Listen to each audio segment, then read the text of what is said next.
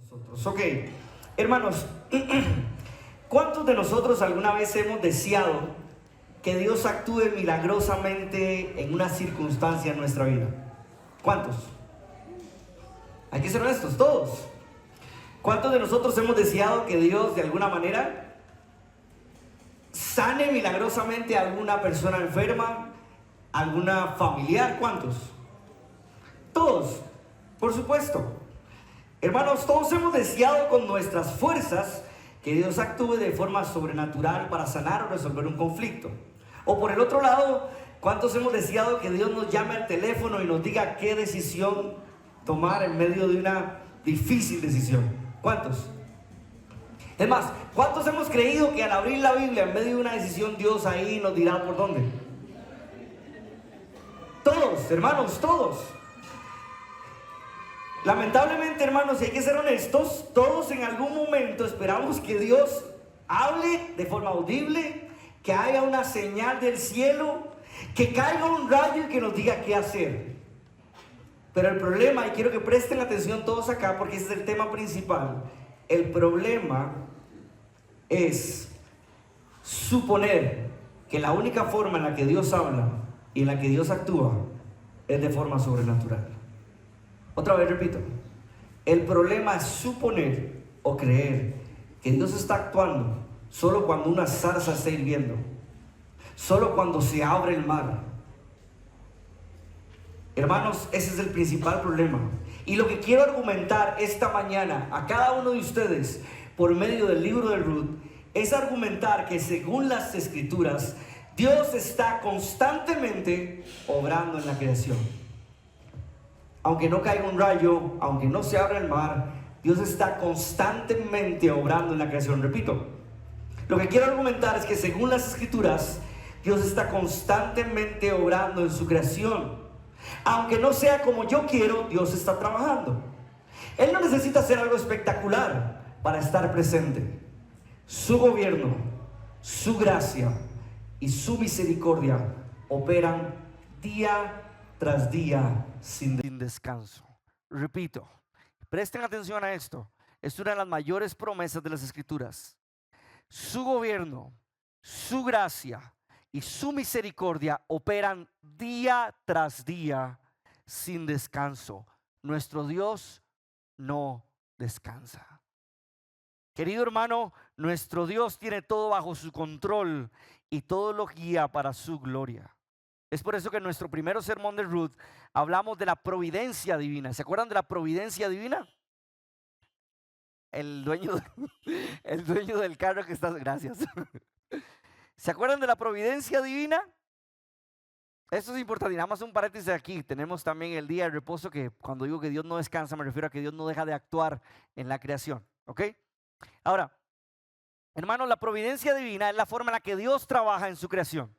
Y Herman Bavinck nos dice que la providencia divina tiene tres aspectos. Esto ya lo vimos: la preservación de la creación, la concurrencia de Dios en la creación y el gobierno de Dios en la creación. Entonces, presten atención, no solo crea y deja la creación al azar, no, Él gobierna la creación, Él preserva la creación, pero donde nos vamos a enfocar hoy es la concurrencia de Dios en la creación.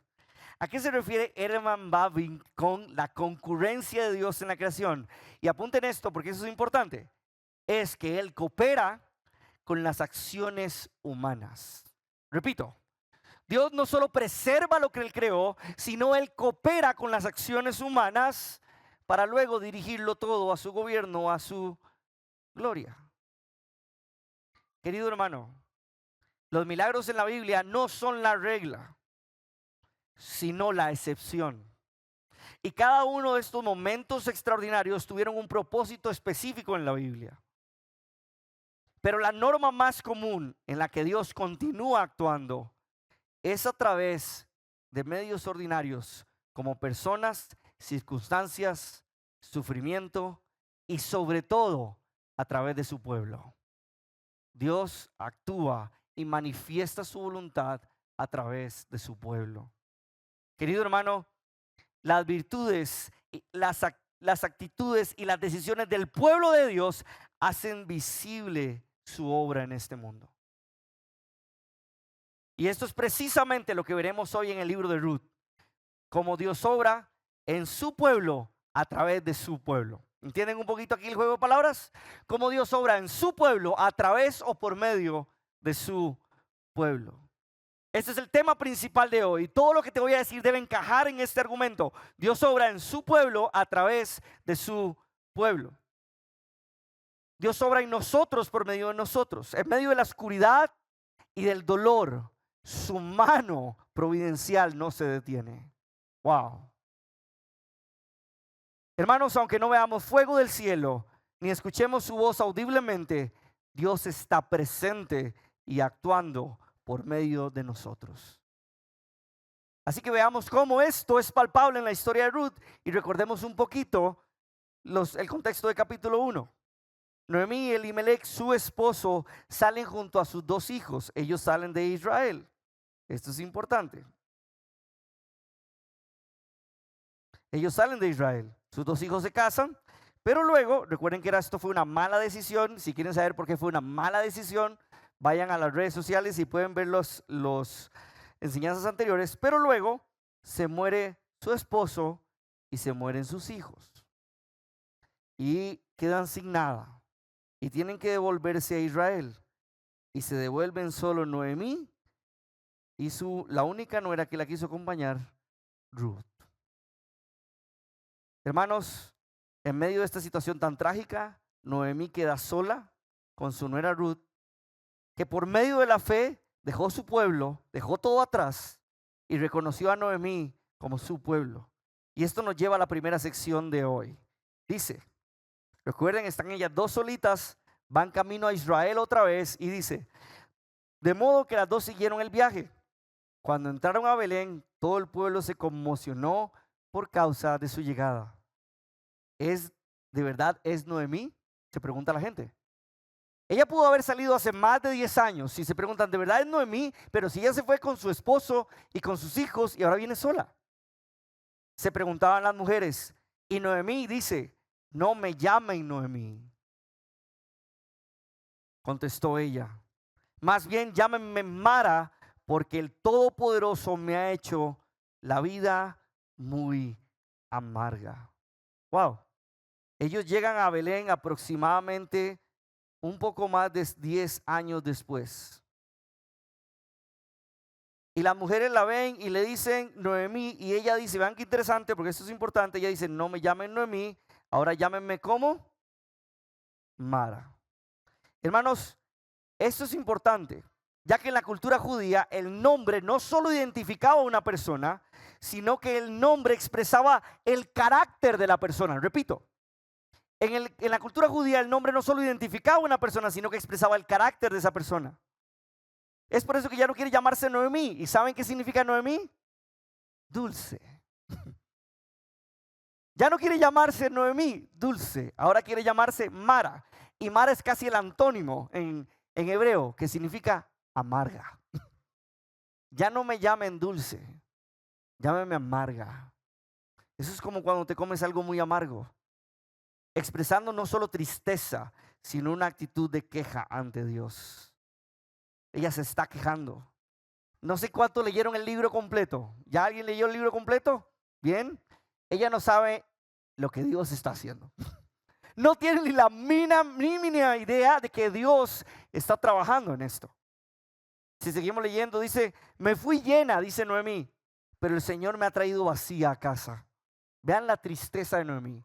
Hermanos, dicen que el mayor dolor que hay es perder un hijo para un padre. Me ha traído vacía. ¿Por qué llamarme Noemí cuando el Señor me ha hecho sufrir? Y el Todopoderoso ha enviado semejante tragedia sobre mí. Así que Noemí regresó de Moab acompañada de su nuera Ruth, la mujer moabita. Llegaron a Belén a fines de la primavera y comienzo de la cosecha. Hermanos, Noemí cree que Dios la abandonó y mucho peor aún, cree que Dios la está castigando. Wow. Hermanos, su esposo murió, sus hijos murieron y se quedó sin nada. ¿Cuánto tuvo que haber orado esta mujer para esperar una sanidad milagrosa? ¿Cuánto pudo haber orado esa mujer para que su familia no muriera? Noemí no vio ninguna obra extraordinaria de Dios. No vio nada afuera. No vinieron aves a darle de comer. Estaba muerta de hambre y se tuvo que devolver. No tenía esperanza.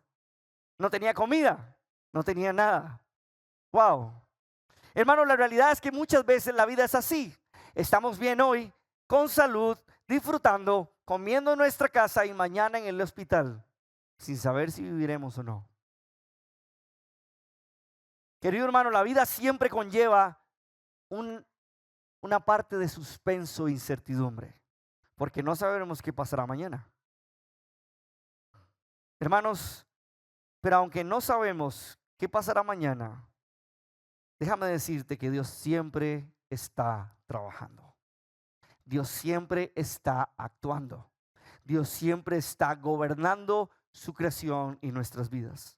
Tony Mérida dice lo siguiente: el aparente ocultamiento de Dios a los ojos de los protagonistas en la historia de Ruth no significa que Dios está ausente.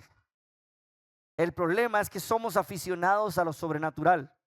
Nos encanta lo místico. Uy, es que hoy tuve un sueño y entonces como tuve ese sueño tengo que tomar esta decisión en mi empresa. Hoy tengo que hacer esto. Nos encanta lo místico. Nos gustaría que la vida fuera como el libro de Éxodo, milagro tras milagro para huir del sufrimiento, huir de nuestro Egipto. Pero en realidad Dios obra de forma más palpable y convencional de lo que creemos. Y acá es donde capítulo 2 nos introduce a un nuevo personaje en la historia de Ruth y Noemí, que será de suma relevancia para la historia. Capítulo 2, había en Belén un hombre que rico y muy influyente, llamado ¿qué? Boaz, que era pariente de Elimelech, el esposo de Noemí. Muy bien, esto es importante, hermanos. ¿Saben por qué? Porque esto es como una voz en off. Cuando escuchan una historia, ¿saben qué es una voz en off? Boaz no ha entrado a la historia. El autor lo que nos está diciendo es: hay otro personaje más, pero él no ha entrado en la historia, él no ha actuado en la historia. Nos da un pequeño pincelaje de quién es este personaje y nos lo introduce. Y esto es muy importante porque agrega una descripción que será fundamental para la historia. Dice que es pariente de Elimelech. Esto es sumamente importante. ¿Saben por qué? Porque según las tradiciones y la cultura de la época, Boaz tenía responsabilidades con la familia de Elimelech, por ende con Noemí. Tenía responsabilidades de cuidar a esa familia. Hermanos, pero recuerda, esta es solo la introducción. Boaz no está todavía en la historia. Versículo 2 dice: un día Ruth la Moabita, y esto me encanta, quiero nada más que vean los que leyeron todo el libro, siempre hay el elemento de Ruth la Moabita. Ruth la Moabita. ¿Saben por qué hace eso? Para identificar su estatus bien bajo dentro de la cultura judía. Era una extranjera viuda que no tenía absolutamente nada. Entonces el autor a propósito quiere decirte: es ella la desvalida, la desolada. Es ella la que le está yendo bien mal. Ruth la Moabita le dijo a Noemí: déjame ir a los campos de cosecha a ver si alguien en su bondad me permite recoger las espigas de grano dejadas atrás. Y Noemí respondió: está bien, hija mía. Hermanos, esta era una mujer extranjera. Era una mujer inmigrante, una viuda pobre y desprotegida.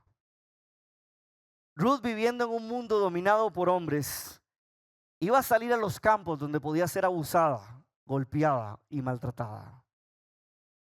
Pero ¿saben qué? Ruth tenía una fe increíble. Era una fe valiente y activa que refleja un positivismo en confiar lo que Dios haría en ellos. Ella decide confiar en Dios y busca velar por sobrevivir. Y en esta confianza que tiene en Dios, busca a alguien, dice algunas versiones, hallar gracia sobre alguien. Que haya alguien que sea bondadoso conmigo porque no tengo absolutamente nada. Alguien que la trate con compasión. Alguien que la trate con bondad. Ella no sabe, pero confía en que Dios hará algo. La fe de esta mujer hace que ella espere que alguien la trate con bondad. Pero no es de extrañar que esta mujer sea tan valiente. Fue la mujer que dejó a su familia, su tierra, su religión, su cultura para seguir a Dios. Una mujer valiente que muestra su fe para unirse al pueblo de Dios. Ahora, es importante aclarar aquí un aspecto cultural y quiero que vayan conmigo. ¿Por qué Ruth decide ir a recoger las espigas dejadas atrás? Esto es un aspecto importante que debemos tener en cuenta. Hermanos, la ley del pueblo judío protegía de forma vehemente a los extranjeros. Cuidaba a las viudas, cuidaba a los huérfanos y cuidaba a los pobres. En otras palabras, la ley protegía a los vulnerables. Dios determinó que su pueblo, vayan con Levítico 19, 9 al 10, que su pueblo debía proteger a los vulnerables. Dice, esta es una ley para el pueblo. Cuando recojas las cosechas de su tierra, no ciegues el grano en las orillas de tus campos, ni levantes lo que caiga de los segadores. Eso es por decirlo de esta forma. Tenían sus campos y la ley es, no recojan las orillas. Vean qué interesante. Esa era la ley de Dios. No recojan las orillas, porque los pobres irán a recoger las orillas. Y también la ley decía que lo recojan todo en un solo tiro. No vuelvan a volver a recoger, sino que recojan todo en un solo tiro y lo que sobró, déjenlo para los pobres y los necesitados. Es un fuerte llamado a que el pueblo de Dios cobije y proteja a los vulnerables. De hecho, hermanos, las personas que dejaban en las orillas hacía que los pobres pudieran comer. No sabemos si Ruth sabía esto con exactitud, no sabemos si conocía la ley, pero de todas formas, ella confiaba en Dios. Así que Ruth tenía que arriesgarse. Era o comer o morir. Wow. Hermanos, Ruth es valiente y busca qué comer, confiando en última instancia que sería Dios quien la protegería. Versículo 3. Ella decide ir, su suegra le dice, ve. Así que salió a recoger espigas detrás de los cosechadores y resultó que lo hizo en un campo que pertenecía ¿a quién? Vean qué interesante, el autor, nosotros somos los lectores, ¿verdad? Vos no ha aparecido en la historia, pero el autor quiere que tú identifiques en versículo 3 a ese vos que ya él te dijo quién era, que era familia de Elimelech, que lo hizo en un campo que pertenecía a vos, el pariente de su suegro Elimelech. Ahora, hermanos, si ustedes se dan cuenta, estoy usando una traducción dinámica, no una traducción viviente. Y capta muy bien la idea. Dice, resultó que lo hizo en un campo que pertenecía a vos. O sea, pura suerte. De casualidad llegó ahí. Hermanos, este capta un poco más los sentimientos de la narrativa porque aunque no parezca en la Reina Valera 60 o en la Biblia de las Américas, que es la que comúnmente utilizamos, la forma en la que está escrito no da a entender que hay casualidad ahí o que el autor quiere decir de casualidad llegó. Hermanos, en esta sección que dice y resultó que lo hizo en los campos que pertenecían a vos, expresa en términos del idioma original esa casualidad. Terminó de milagro en el campo de vos. En hebreo tiene esta connotación, dándonos a entender la idea de que por suerte terminó ahí. Pero déjame decirte que para el cristiano no existe la suerte. Es fundamental que tengamos claro que para el creyente no existe la suerte. Nada en la vida sucede por el azar. En tu vida o en mi vida, nada sucede por el azar. Todo evento, quiero que presten atención acá, todo evento ocurre bajo el marco de la soberanía de Dios. Él tiene el control y el gobierno de todo. Querido hermano, algunas veces pueden pasar cosas por consecuencia de tus propios pecados y tus malas acciones, pero aún así está dentro. Vean esto. Puede ser que estés lidiando con una mala decisión, con algo que hiciste mal en tu matrimonio. Puede ser que estés lidiando con algo, pero déjame decirte que nada se escapa de la voluntad de Dios. Y si eres un verdadero creyente, Él utilizará la consecuencia del pecado, la consecuencia de tu propia maldad para transformarte. Querido hermano, puede ser que estés viviendo consecuencias directas de tu pecado, o puede ser que estés viviendo el resultado de un mundo caído. Abuso, violaciones, robos, el resultado del pecado de los demás. Pero déjame decirte que aún así, nada se escapa del marco de la soberanía de Dios. Si no, no sería Dios. Si no, no estuviera aquí yo predicando. Él tiene el control de todo. Y aún lo malo lo hace obrar para bien a los que aman a Dios. Wow. A los que aman a Dios, no los que aman a sí mismo. Eso es importante. Porque a veces decimos, no, Dios, no busco a Dios, no leo la Biblia, no me congrego, pero lo que está sucediendo, a los que aman a Dios, todas las cosas nos llevan a bien. No, no, no, eso es una frase trillada. Realmente, si vives para Él, si lo amas a Él, entonces aún las consecuencias de tu pecado te harán ser más como Cristo. Y los utilizará para transformarte. Hermanos, Dios tiene el control y todo lo obra para sus propios propósitos. En realidad, como lo dice Egan Duggett, dice lo siguiente: en última instancia, hermanos, quiero que crean esto con sus corazones. En última instancia, para los cristianos, la gracia de Dios es el elemento que define nuestra vida. Ya sea en la enfermedad, en la tristeza o el dolor, la gracia de Dios definirá tu vida. No es ni tu desempeño, ni qué tan bueno eres, sino su gracia. 2, dice él, es su gracia la que dirige los resultados y los acontecimientos de acuerdo a su soberanía y su buen propósito. Hermanos, la suerte no está en el vocabulario de un creyente. No existe la suerte. La intención del autor es mostrarnos que Dios envió a Ruth a los campos de Booz. Wow. Querido hermano, el mismo Dios que provocó la hambruna en capítulo 1, el mismo Dios que proveyó ya la cosecha en Israel, es el mismo Dios que impulsó a Ruth a los campos de Booz. ¿Cómo? No sabemos. Lo que a nuestros ojos es sobre la casualidad, a los ojos de Dios es obra de su control y su mano. ¿Se acuerdan lo que dijimos, providencia? La concurrencia de Dios trabajando aún en medio de las acciones humanas. Esto es muy importante.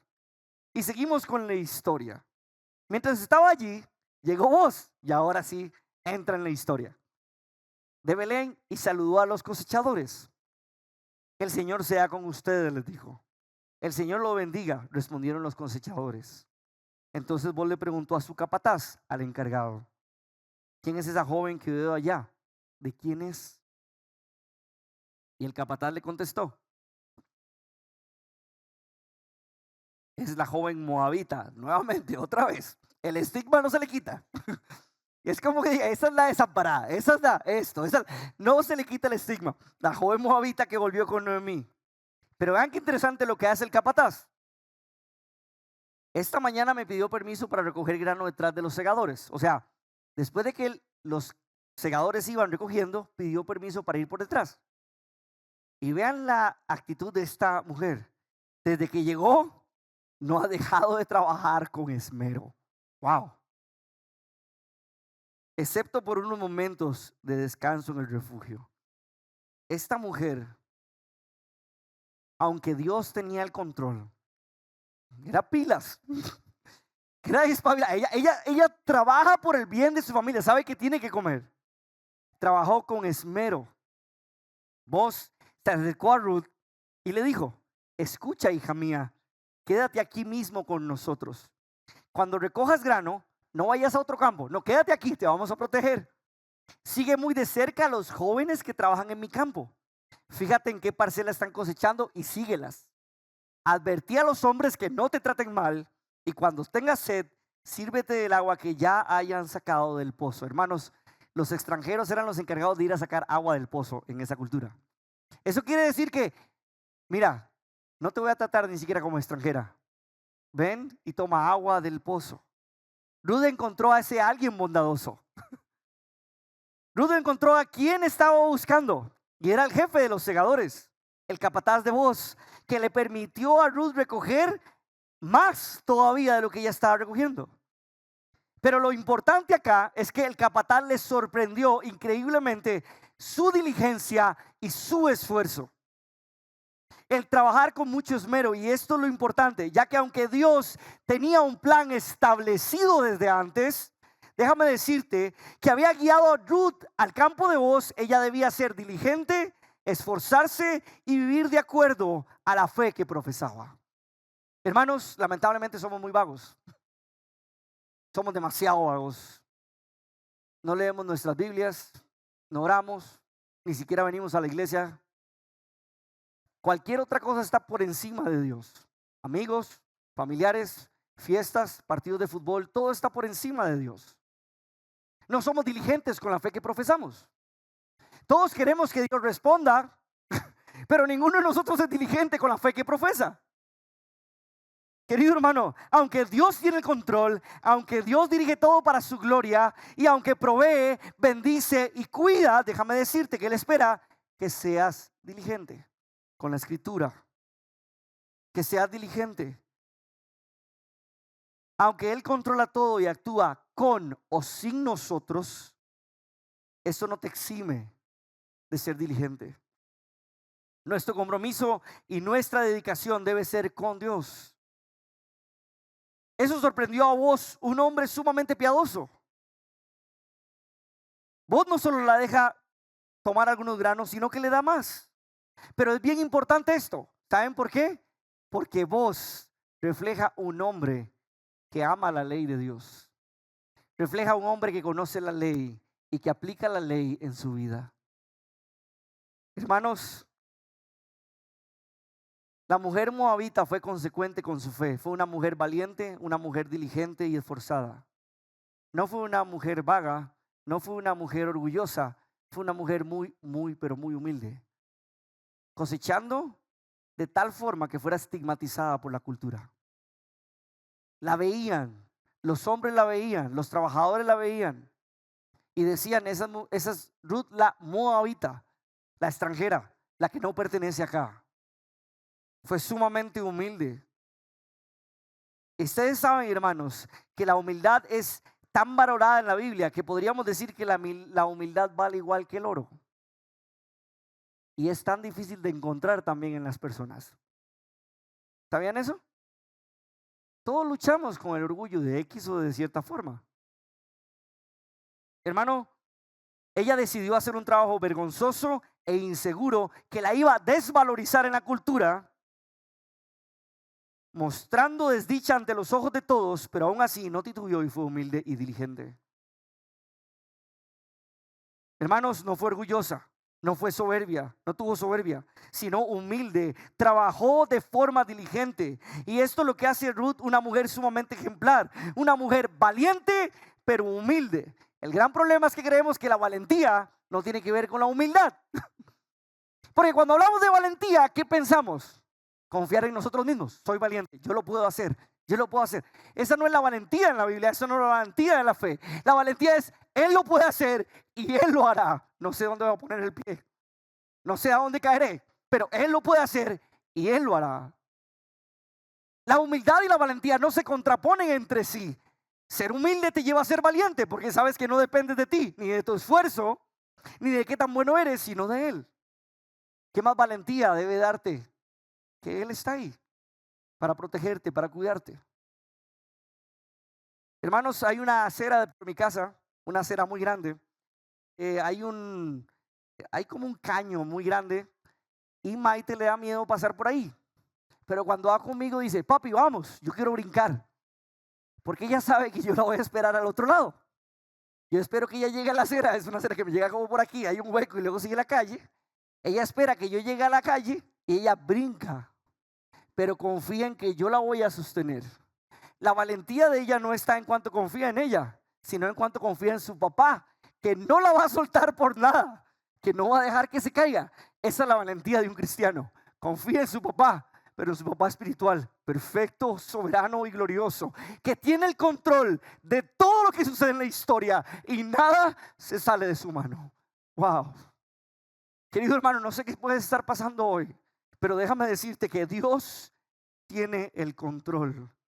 Pase lo que pase. Hermanos, la humildad es tan esencial en un creyente. Vean esto, y quiero que traten de entender porque para mí fue muy valioso. Dios mostró gracia poniendo a Booz cerca de Ruth. ¿Saben por qué sucede eso?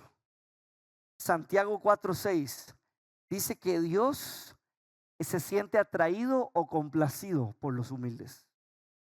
Wow, vean esto, vayan conmigo acá. Dice que Dios se siente atraído y complacido con los humildes.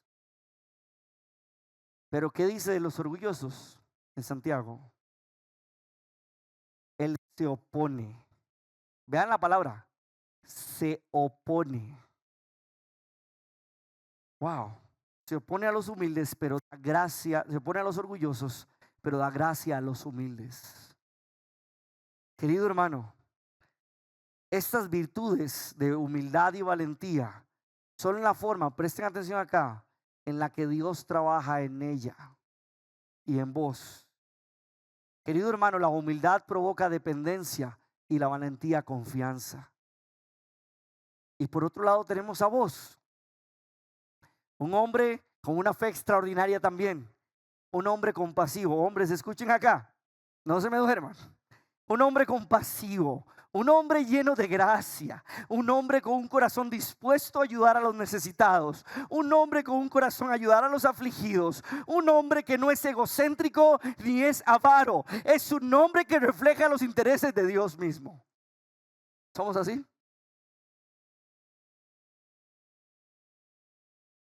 Querido hermano, un hombre que debería ser un ejemplo y una exhortación para nosotros los hombres. Así deberíamos ser. Al igual que vos, debes tener una vida, una fe viva, querido hermano, esposo, hijo. Déjame decirte que debes ser amoroso, compasivo, ser un líder espiritual que anhele la comunidad, la palabra, la oración y la iglesia. Tú eres el ejemplo que tus hijos y tu familia tienes. Si no eres el ejemplo, si no eres el que está jalando el barco, entonces al final lo jalará alguien más que no eres tú. Querido hermano, este hombre, vos refleja que conoce la ley, o sea, estudia la palabra y que la aplica. De la misma forma, tú y yo debemos reconocer y leer constantemente las escrituras. Debemos tener una fe, escúchame aquí, varón, que llame a cuidar, proteger, proveer y amar. Y eso no significa tener un mejor trabajo para tener más dinero en la casa y al final nunca estoy con mis hijos ni con mi esposa. Eso significa priorizar a Dios y a tu familia por encima de todo. Querido hermano, una vez escuché una frase de una persona. Es una frase que me marcó.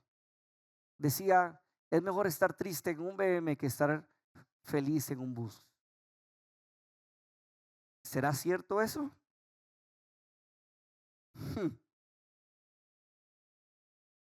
Querido hermano, no hay más felicidad que estar actuando conforme Dios decide que actuemos. No hay más felicidad en este mundo cuando nos sacrificamos por los demás, cuando amamos a los demás y cuando ponemos a los demás por encima de nosotros mismos. No hay más alegría. Y si nunca has dado lo que tienes en tu boca para dárselo a alguien más, hazlo y prueba que esa alegría no es mundana. Prueba el gozo de dejar de comer lo que tienes para darle a alguien que no tiene. Pruébalo, disfrútalo y te darás cuenta que no hay mayor gozo que ayudar a una persona afligida por medio del amor de Cristo, no por ego, sino por medio del amor de Cristo. No hay más gozo ni que predicar, ni que cantar, ni que estar aquí. El más gozo. ¿Quieres servir al Señor? ¿Quieres orar para que Dios te ponga al servicio? Entonces, sé sacrificialmente amoroso con los demás y con los afligidos. Y ahí tendrás valor en lo que haces. Querido hermano, lo hermoso de esta historia es que Dios no le dio un sueño a vos. Dios no usó relámpagos y truenos. Dios no mandó un ángel del cielo y le dijo a vos: ve, ahí te esperará en el campo. No realizó señales sobrenaturales para mover su plan. ¿Saben cómo movió su plan? A través del carácter piadoso de Boaz y de Ruth, nada más. A través de la humildad y a través de la compasión. Él movió las piezas de su plan. Dios no hizo algo sobrenatural, pero para mí es bastante sobrenatural, que es trabajar a través del carácter de su pueblo. Un pueblo pecador y egoísta que determina vivir por los demás, no por ellos mismos. ¿Qué más soberano que eso? ¿Qué más glorioso que eso? Querido hermano, Dios utilizó algo más poderoso: el carácter piadoso de su pueblo para llevar a cabo su plan. Querida iglesia, quiero que prestes atención acá. Cuando vivimos el evangelio, cuando permanecemos en Cristo y cuando nos dejamos moldear por su palabra, el Espíritu produce fruto en ti. Repito, cuando eres más como Cristo, cuando vives el evangelio y te dejas moldear por su palabra, el Espíritu proveerá un fruto en ti. ¿Cuál es ese fruto? ¿Cuál es ese fruto? Amor, alegría, paz, paciencia, gentileza, bondad, fidelidad, humildad y control propio. ¿El Espíritu es Dios o no? ¿Y quién produce en nosotros esas virtudes? Dios. Vean, quiero que vayan con esto. Querido hermano, cuando tú te dejas moldear por la palabra y vives en amor, vives en alegría, vives en paz, vives en gentileza, en bondad, eres fiel, eres humilde y tienes control propio de tus deseos, de tu pecado, déjame decirte que en ese momento Dios está actuando en ti y en las personas a tu alrededor. Su plan soberano se manifiesta por medio de Él mismo, en su Espíritu en nosotros. Querido hermano, estas virtudes no son adornos espirituales. El amor no es un adorno. La paciencia no es un adorno. Tampoco estas virtudes no son premios para el buen comportamiento. Me encanta como lo dice Timothy Keller. Hay gente que dice, bueno, es que es el fruto del Espíritu Santo, pero yo tengo uno más que el otro. Soy más paciente, pero menos bondadoso. Hermanos, ¿quieres hacer un diagnóstico de cómo estás en el fruto del Espíritu? Eres el que es menos. ¿Por qué? Porque no son frutos. No se cosechan diferente cada uno, es un solo fruto. Eso significa que no puede ser más uno que otro, sino que crecen de la misma forma. Eso significa que si crees que no tienes paciencia, probablemente casi no tengas ninguno de los demás. Y esto no te lo da tu personalidad. Quiero que presten atención a esto. No te lo da tu personalidad. Por ejemplo, ustedes conocen a mi papá y a mí. Mi papá y yo somos completamente diferentes, pero es una gran bendición tenerlo en la iglesia. Él es tranquilo, pasivo. En cambio yo soy un mar de hay que hacer esto y esto. Y él me ayuda, y por dicha mi esposa también es más tranquila, compasiva. Hermanos, no tiene que ver con personalidad. Eso tiene que ver con cuánto te sometes a la Escritura y a Dios. Aunque tú pienses que eres una persona que no busca problemas, que eres muy tranquilo, déjame decirte que eso puede ser más bien pecado, porque prefieres estar oculto para no tener problemas. Hermano, nuestras virtudes, dice, son instrumentos, o sea, amor, paz, paciencia, alegría, benignidad, son instrumentos por los cuales Dios obra en nosotros y a través de nosotros. Repito, estas virtudes son instrumentos por los cuales Dios obra en nosotros y a través de nosotros. Nuestras virtudes en Cristo se convierten en el escenario donde Dios manifiesta su voluntad al mundo. ¡Wow! El mundo no puede entenderlo, pero al verlo entre nosotros dirá, quiero conocer al Dios que proclaman, porque se aman de verdad, se tienen paciencia de verdad. Querido hermano, cuando tú y yo vivimos esas virtudes, el Dios invisible se hace visible por medio de su iglesia, su cuerpo, que son sus manos y sus pies en este mundo caído. Hermanos, ¿quieres que Dios actúe con los compañeros de tu trabajo? ¿Quieres que Dios te dé valor y que haya transformación en tu trabajo? Pues sé paciente, sé íntegro cuando nadie te ve. Y Dios ahí trabajará con las personas de tu alrededor. Hermanos, ¿quieres que Dios trabaje en tu matrimonio? Tal vez tu matrimonio no está muy bien. Dios, necesito que me ayudes. ¿Quieres que Dios trabaje en tu matrimonio? Pues entonces, sé amoroso, sé fiel, aun cuando estás solo con tu teléfono. Sé amoroso, sé fiel, sé paciente, tanto hombre como mujer, y Dios trabajará en tu matrimonio, porque esas virtudes son dadas por Él. Porque esas virtudes serán el instrumento para trabajar tanto contigo como con tu esposa o tu esposo. Querido hermano, ¿quieres que Dios actúe en tu vida? ¿Eres egoísta y materialista? Somos. ¿Quieres que Dios actúe? Pues antes de que caiga un rayo, ser radicalmente generoso. Y al ser radicalmente generoso, te desprenderás del amor por las cosas. Sé plenamente bondadoso y sé humilde, y te darás cuenta que Dios trabajará en tu corazón pecaminoso. Hermano, ¿quieres honrar a Dios en este mundo? ¿Realmente quieres honrar a Dios? ¿Quieres realmente honrar a Dios? Entonces, hermano, levanta al caído, consuela al que sufre, sé las manos y los pies de Cristo con los vulnerables y con su pueblo, para que Él trabaje en nosotros y a través de nosotros. Hermano, cada vez que eliges el amor en lugar del enojo, cada vez que respondes con compasión en lugar de indiferencia, cada vez que actúas con humildad en lugar de orgullo, Dios está revelando y manifestando su voluntad en este mundo. Dios está revelando y manifestando su plan por medio de ti, en ti y a través de ti. Y Él recibe toda la gloria y la honra cuando vivimos bajo las virtudes de Él mismo. ¿No es glorioso? Dios espera que le glorifiquemos. Y aún así nos da su espíritu, que es Él mismo, para que a través de su espíritu Él sea glorificado. O sea, no depende de nosotros. No hay nada que podamos dar. Él nos da todo, su espíritu en nosotros. Hermano, estas virtudes nacen del Evangelio. Virtudes que nos ayudan a vivir como Cristo. En otras palabras, virtudes por las cuales Dios obra en nosotros y a través de nosotros. Cuando lees las Escrituras, cuando vives el Evangelio, el amor, la paz, la paciencia y la gentileza, la bondad, la fidelidad, la humildad y el control propio, esas virtudes serán por donde Dios trabaja en este mundo.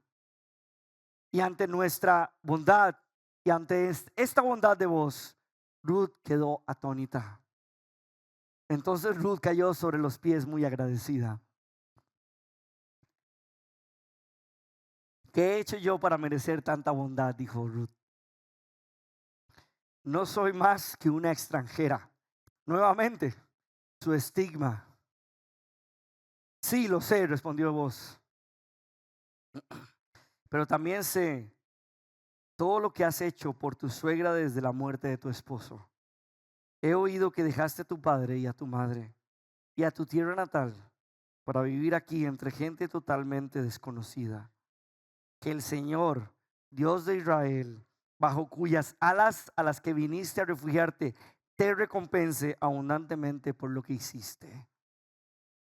Espero continuar siendo de su agrado, Señor, respondió Ruth. Usted me consoló al hablarme con tanta bondad, aunque ni siquiera soy una de sus trabajadoras. Ella se dio cuenta, o vos se dio cuenta, por medio de la diligencia, la humildad de Ruth. Cautivó el corazón de vos. Y así como iniciamos este capítulo con vos, este nuevo personaje, quiero que terminemos con vos y Ruth, de hombre y mujer cristiana. Debemos ser claros en que vos, aunque es un modelo de hombre cristiano, va más allá de un ejemplo de justicia y equidad. Vos es la imagen de Cristo mismo. Vos es la imagen de Cristo mismo. Aunque lo veremos más adelante, déjame darte una pincelada para terminar y que miremos no solo a vos, sino a través de vos,